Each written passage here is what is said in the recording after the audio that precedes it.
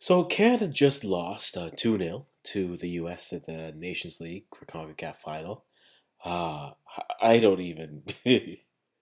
I'm trying to find the right way to really frame how I feel. And to be honest, nothing's quite hitting the target. I think they picked the wrong day. You know what?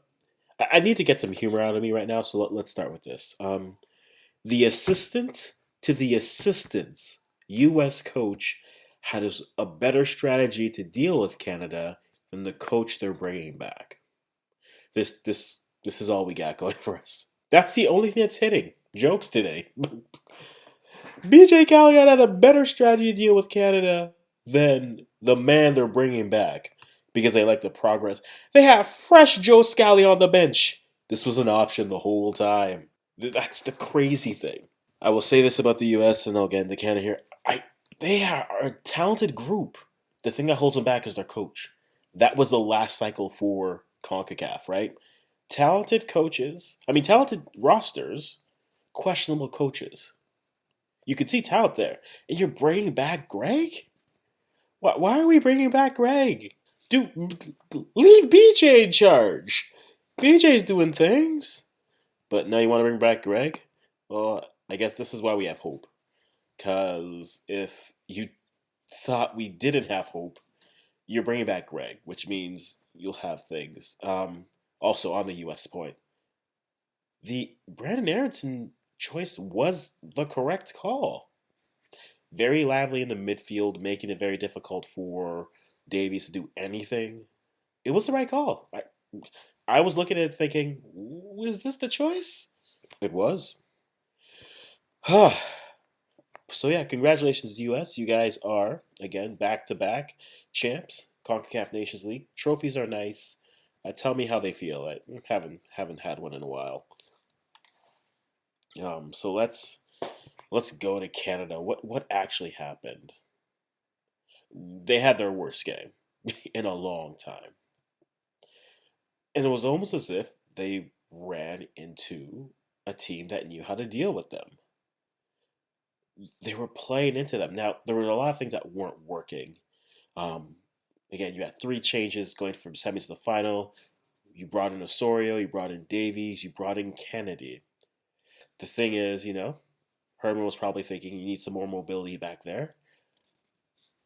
Kennedy had moments, but I honestly have questions about Kamal Miller, man. Both goals, and especially the second one.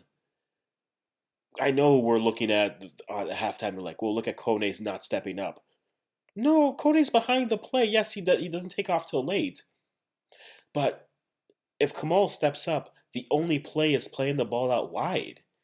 Kamal staying out wide means you give a clear path for Gio Reyna to bring the ball in to Balogun, who scores his first goal. If Kamal steps up there, then at least the only play is either a good movement or you're playing out to Aronson to put in a cross, and at least there you're at least giving Kone a chance to recover.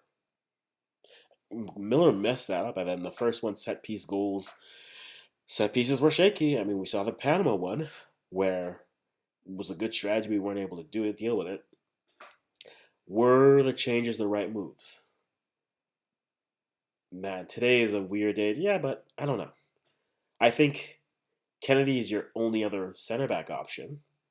But then now you're dealing with, man, they really missed Derek Cornelius. I think DC would have played and played well. So you have no DC. And Kennedy just looked shaky. I think maybe you needed more of a physical presence with Balogun. Balogun was doing well and was causing havoc. And then the U.S. was filling in behind Davies as he was going forward on that 3-5-2. You don't have that width. You don't have that protection. So then you have either Johnston or Miller having to step up. And when they're not stepping up, now you're in a situation where the odd man rushes, the odd man players, you go through. No one had a good game here. The only person who had a good game was a player I said I felt needed to have a good game for us to have a chance to win. And that was Ishmael Kone. Kone, I think, had the best game out of everyone. No one else really had a good game. I know that discourse is going to go. They were frustrated near the end. Discourse is going to go to Davies. Discourse is going to go to Herdman. I think it's fair to go to Herdman in this sense. this is the second time now we can look and say, did he approach a big game with the right strategy? Right? We could talk about the World Cup and say, should we have just, sat back and countered? But we attacked, we looked great, but we have nothing to show for it.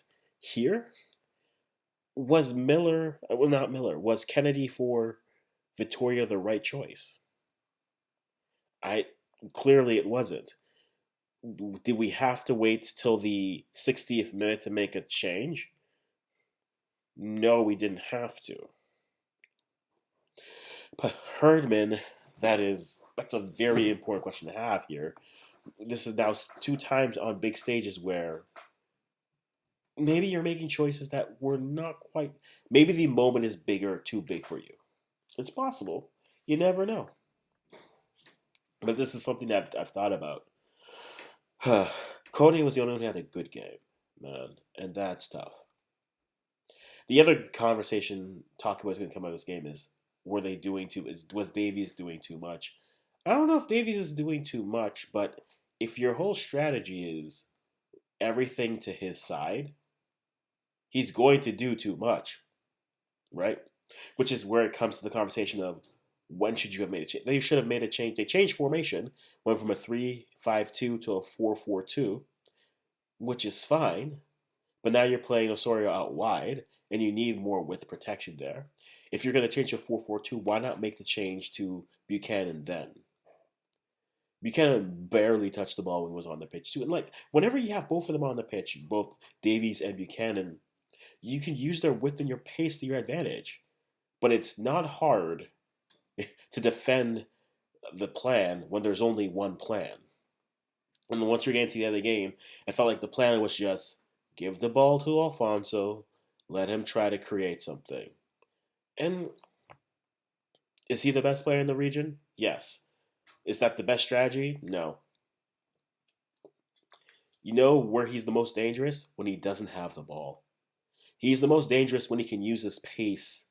Yes, he's a great dribbler. Yes, he can do all those things. But if your strategy is you give the ball to him again and then do it again, it's like, Tajon, that's the thing. I was watching this game and I'm watching Tajon. Like, Tajon is already pissed on coming onto the pitch, probably thinking he should have played. But try to play something through him. It was just remarkable to like they just have their worst game. And like on top of that, I've never seen a team have so many ways to waste opportunities. If this was a football or rugby match, they'd be racking up points. Everything above the crossbar and square. But man, the amount of times that the ways that they wasted opportunities is just mind boggling, especially having the strikers that they have. And if the strategy was just one thing, if they were just filling in the spaces behind you, you had to adjust to that. And yeah, you changed to a 4-4-2, that's great. But now get the personnel to do that proper. Like, I'm not really even upset because, again, I had three possible scores. I had a best case scenario score, a worst case scenario score, and a realistic score. And once you got to halftime, I was like, yeah, the worst case realistic score was still up for grabs, but we're still here. So what do we do now? The U.S. has won another trophy. Congrats to them. Canada made a final. Um, Again, guys, let me know what a trophy feels like down in the South. It saluted me for a little bit. But if you're Canada, you have to go back to drawing board. But it's more than that. It's where are you creating? Right? I think you need creative players or you need different ways of attack. And Kone is great for that, but you need more. You need more from Eustachio. And if that means you need another CDM so you can push Steph further up the pitch, then fine. Let's get a Victor Loturi into the pitch and see what he can do. Right? If this means we have to go find another type of player, we need to go and discover that we have to start trying to find solutions, right? We have 4 years to find solutions. Are they on the roster right now? Who knows? Could they be on the roster? Maybe. We'll find out. But for now, they have a little bit of experience. Pick the worst time to play the worst game. But hey, Let's see how this goes. You're not going to have your full roster for the Gold Cup, but now it's a question of can you find those players who can be creative in those moments? Can you find those players who are looking to create more, right? Pushing Steph and Kone up the pitch, I think, is ideal for what they're trying to do. Does a 3-5-2 work? It works against teams that are afraid of your width and your pace. The U.S. isn't. Well, at least BJ isn't. I don't know about Greg, but BJ isn't. And they just filled in the space in between and countered us to death. That was the thing. They countered us and created great opportunities. Furthermore, they said, you guys have the ball. Let's see what you do to it. And we weren't able to do it. Low blocks and Canadian teams. A match that hasn't been solved on both sides for both national teams. That's a bit of a question and concern. But for now, we give our props to BJ Callen, Team USA. You guys totally deserve this game. You outclassed us on the coaching side, and on the pitch, you were the better team. On the side note, I don't even think the U.S. played that well. Canada was terrible, but the U.S. could have been better.